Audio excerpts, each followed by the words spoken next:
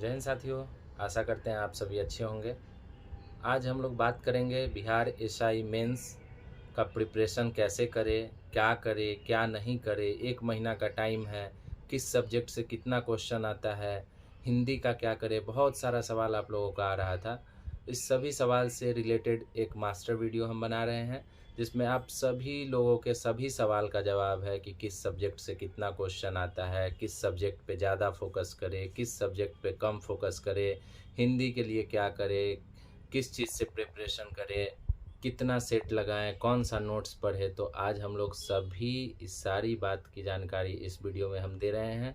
आप लोग इस वीडियो को देखिए। इस वीडियो के देखने के बाद फिर से अपने रिवीजन में लग जाइए। सबसे मूल बात है कि आपको रिवीजन करना है, आपको खुद से प्रिपरेशन करना है।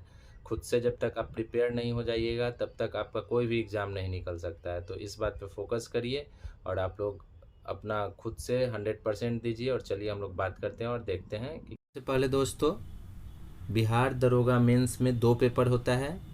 पेपर 1 हिंदी होता है, पेपर 2 जीके होता है। सबसे पहले हम लोग हिंदी पे बात कर लेते हैं। हिंदी टोटल 100 क्वेश्चन का रहेगा। ये ओनली पास रहता है, तो आपको बस पास करना है। इसमें ज़्यादा दिमाग नहीं लगाना है। तो इसके लिए क्या करना होगा हमको, तो इसके लिए सबसे पहले हम लोग प्रीवियस ईयर क्वेश्चन लेते हैं। अभी हम लोग के पास कम से कम 5 से 6 एसआई का प्रीवियस ईयर क्वेश्चन है, जो अभी हाल फिलहाल हुआ है एग्जाम। उस सभी का प्रीवियस ईयर क्वेश्चन लेते हैं। उसका प्रीवियस ईयर क्वेश्चन से हिंदी का पूरा पढ़ जाते हैं।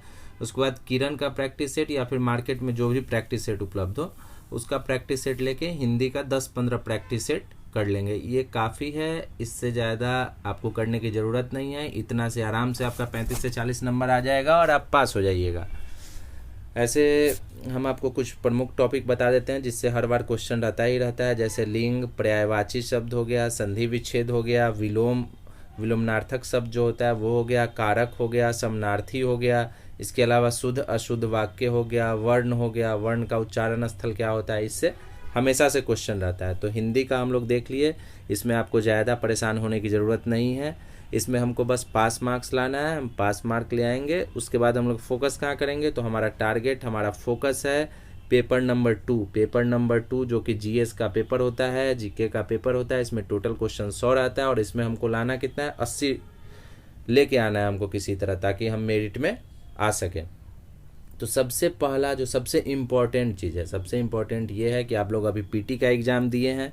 पीटी का एग्ज़ाम दिए हैं तो आप लोगों के पास नोट्स होगा, आपका खुद का नोट्स होगा ही होगा।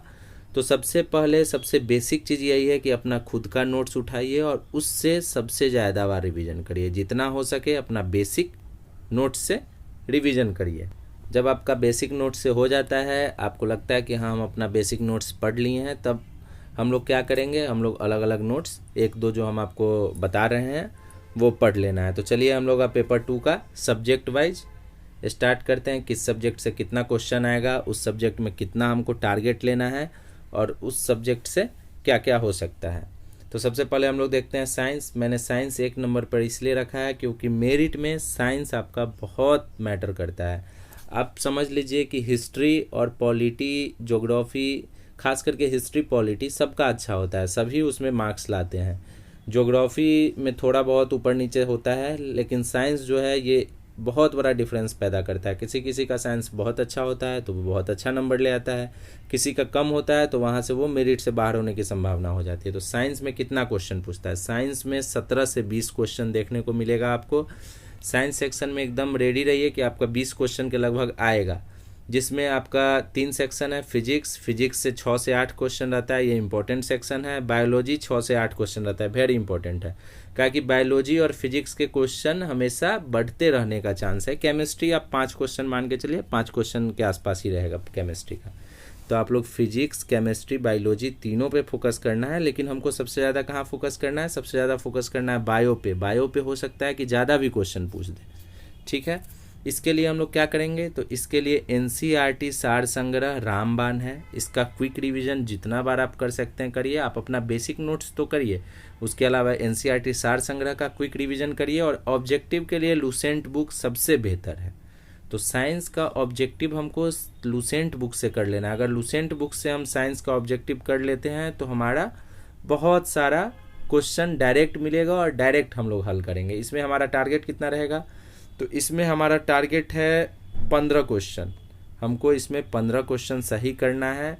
20 क्वेश्चन के आसपास रहेगा तो 15 क्वेश्चन कम से कम हमको इसमें सही करना है। दूसरा सब्जेक्ट, ये भी मेजर सब्जेक्ट है, कौन है? तो दूसरा सब्जेक्ट है आपका हिस्ट्री।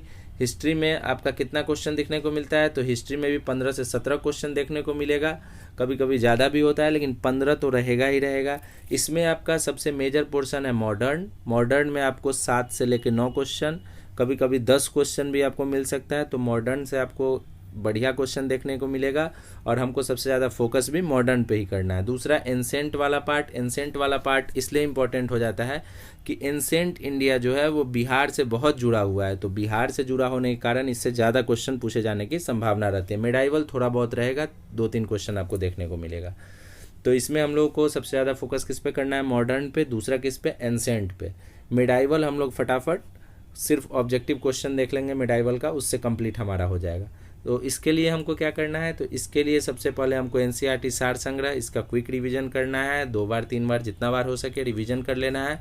और ऑब्जेक्टिव इसका घटना चक्र पढ़ना है। हिस्ट्री का ऑब्जेक्टिव घटना चक्र ही हमको पढ़ना है। घटना चक्र ही पढ़ने के बाद आपको हिस्ट्री एकदम कंफर्म रही है कि अगर 15 क्वेश्चन पूछेगा तो आप 15 सही करके आइएगा। तो हिस्ट्री में अगर 15 क्वेश्चन पूछता है, हमारा 15 टारगेट रहेगा, 1-2 ऊपर नीचे हो सकता है। तीसरा हमारा सेक्शन है ज्योग्राफी का। ज्योग्राफी सेक्शन भी इम्पोर्टेंट होता है, क्या कि ज्योग्राफी से भी हमको लगभग आपको देखने को मिल जाता है 8 से 10 क्वेश्चन। इसमें मैक्सिमम इंडियन ज्योग्राफी रहता है, तो हम लोग को इंडियन ज्योग्राफी पे ज़्यादा फोकस करना है। वर्ल्ड ज्योग्राफी से भी 2-3 क्वेश्चन आपको देखने को मिलेगा। इसका क्या करना है हमको? तो एनसीईआरटी सार संग्रह, इसका क्विक रिवीजन करना है। ऑब्जेक्टिव के लिए हम घटना चक्र, अगर आपके पास बुक अवेलेबल है तो ठीक है, अगर घटना चक्र अवेलेबल नहीं है तो लुसेंट ऑब्जेक्टिव भी आप इसका पढ़ सकते हैं। इसके अलावा हम आपको प्रमुख टॉपिक दे रहे हैं जिस टॉपिक से हर बार क्वेश्चन पूछता ही पूछता है।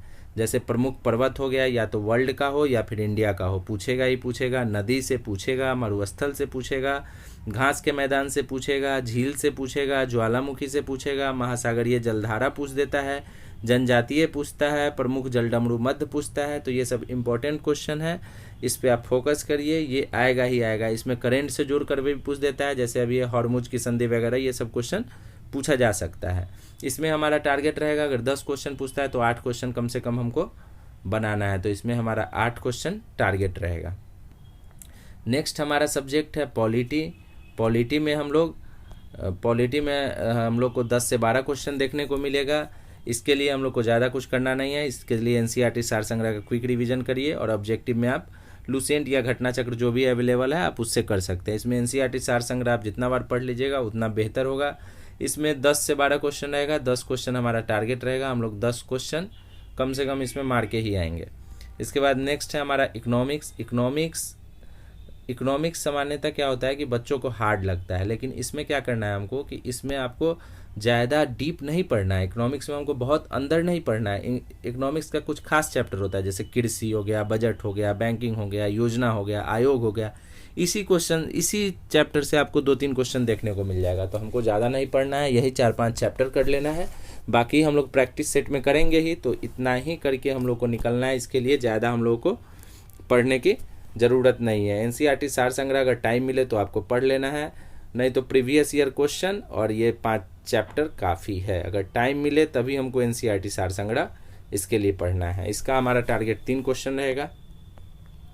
इसके बाद बिहार स्पेशल लगभग आपको 5 क्वेश्चन आपका फिक्स है कि बिहार स्पेशल से पूछता ही पूछता है। तो इसके लिए हम क्या करेंगे? तो इसके लिए हमको मार्केट में जाना है, कोई भी एक पतला सा नोट्स आता है बिहार स्पेशल का, नोट्स उठाना है और उस नोट्स को बढ़िया से रिवीजन कर लेना है। ये अगर आप कर लेते हैं तो आपको 5 नंबर आ जाएगा इससे। इसमें बेसिक क्या पूछता है? तो इसमें पूछता है आपका एंसेंट इंडिया वाला जो पार्ट है वो हमारा बिहार का हिस्ट्री है, वो पूछ देता है। मॉडर्न इंडिया में जो बंगाल वाला पार्ट है वो हमारा बिहार का हिस्ट्री है, वो पूछ देता है। और जियोग्राफी वाले पार्ट में बिहार का क्या स्थिति है, बिहार में कौन कौन से नहर है, कौन से पर्वत है, ये सब पूछ देता है, कौन से पठार है। तो ये हम लोग को बेसिक चीज़ है बिहार का, ये सब देख लेना है। तो हमारा बिहार भी क्लियर हो जाएगा। और इसमें अगर 5 क्वेश्चन पूछता है तो कम से कम 4 क्वेश्चन तो हम लोग सही करके आएंगे ही आएंगे, ये हमारा टारगेट है। इसके बाद हमारा है मैथ और रीजनिंग कभी कभी 20 क्वेश्चन, तो कभी 22 क्वेश्चन, तो कभी 25 क्वेश्चन।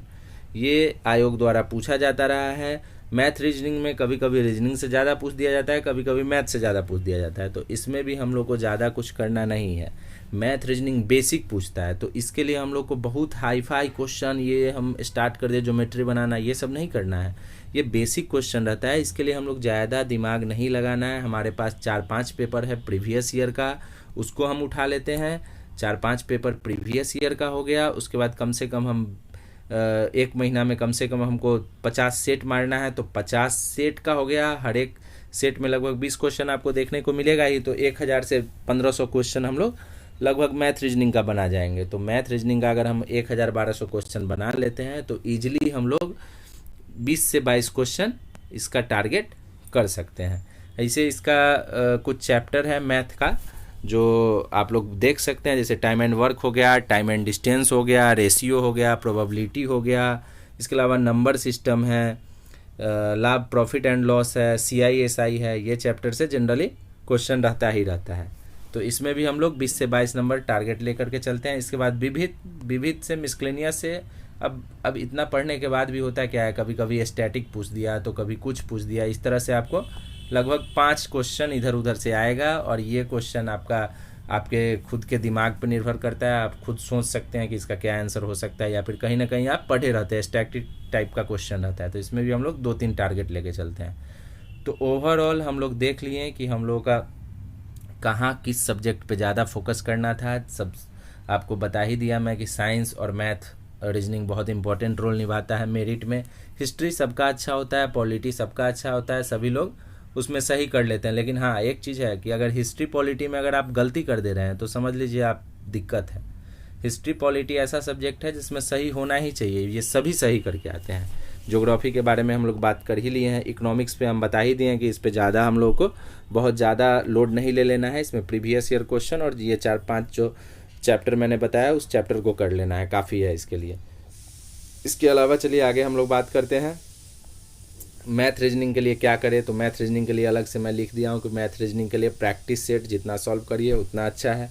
हम लोग को ज़्यादा भटकना नहीं है, ज़्यादा सोचना नहीं है। फिर इसके बाद बहुत सारे लोग बोल रहे थे कि टेस्ट सीरीज़ का क्या करें। तो टेस्ट सीरीज मैंने बताया था कि कम से कम 2 टेस्ट सीरीज तो मारना ही था, और मैक्सिमम आप 4-5 मार लीजिए। तो 4-5 लोग बता रहे हैं कि 4-5 के लिए सर टाइम कहाँ मिलेगा। तो सिंपल है, 4-5 के लिए हमको ज़्यादा नहीं सोचना है। 2 टेस्ट जो है, 2 टेस्ट में हम लोगों को 2 टेस्ट सीरीज जो भी होगा वो क्वालिटी वाला होगा। कम से कम एक तो क्वालिटी वाला होना ही चाहिए। और उसका क्या होगा कि उसको हम लोग 100 जो क्वेश्चन होगा 100 क्वेश्चन को हम लोग सिलसिलेवार ढंग से देखेंगे, हर एक क्वेश्चन पे बात करेंगे। तो जो हमारा मेन क्वालिटी वाला टेस्ट सीरीज होगा उसके सभी क्वेश्चन पे हम लोग फोकस करेंगे। उसके अलावा जो भी हम लोग 2-3 सेट एक्स्ट्रा बनाएंगे उसको बस एक्स्ट्रा के व्यू से बनाएंगे कि हाँ चलो प्रैक्टिस सेट कर रहे हैं, फटाफट क्वेश्चन हमारा सॉल्व हो जाए। यूट्यूब पे भी बहुत सारा सेट अवेलेबल रहता है, तो यूट्यूब से भी हम लोग फटाफट देख के 20 मिनट 25 मिनट में एक सेट आराम से कंप्लीट हो सकता है। क्या नहीं करना है, तो क्या नहीं करना है, तो यूट्यूब पे बहुत सारा चीज़ अवेलेबल है, बहुत सारा पढ़ाई है। तो अब हमको ये नहीं करना है कि एक वीडियो हम 5 मिनट देखें फिर दूसरा वीडियो स्टार्ट कर दिया। अगर ये आप कर रहे हैं तो आपका गड़बड़ हो रहा है, आपका मानसिक तनाव आपका बढ़ते चला जाएगा। आपको लगेगा कि इस वीडियो से वो वीडियो देख ले, वो वीडियो से वो वीडियो देख ले, और आपका एक भी वीडियो क्लियर नहीं होगा और ना ही आपका सही से रिवीजन हो पाएगा। तो ज़्यादा से ज़्यादा हमको NCERT सार संग्रह रिवीजन करना है, हमारा खुद का नोट्स जो है वो रिवीजन करना है। उसके अलावा घटना चक्र है, लूसेंट ऑब्जेक्टिव है, इस पे फोकस करना है। इसके अलावा अगर हमको लगातार बुक पढ़ते पढ़ते जब मन नहीं करता है, मन करता है थोड़ा इधर उधर कर ले, तो उस समय में, उस खाली समय में हम लोग मोबाइल उठाएंगे और मोबाइल में सेट फटाफट मार लेंगे 20-25 मिनट का। तो इस तरह से हमारा ये प्लान है। मैंने यही प्लान फॉलो किया था, आप लोग भी फॉलो करिए। आशा करते हैं कि आप लोगों को ये प्लान बहुत अच्छा लगा होगा। अगर अच्छा लगा है तो इसको फॉलो करिए और मेरिट में अपना नाम लाइए, अपने घर परिवार का नाम रोशन करिए। घर परिवार सभी लोग खुश हो जाएंगे अगर आपका डबल स्टार लगता है तो चलिए, बहुत बहुत बधाई हो एक बार फिर से आप लोगों को। मेंस में अच्छे से एग्ज़ाम दीजिए, आप सभी को शुभकामनाएं। बाकी वीडियो अच्छा लगा हो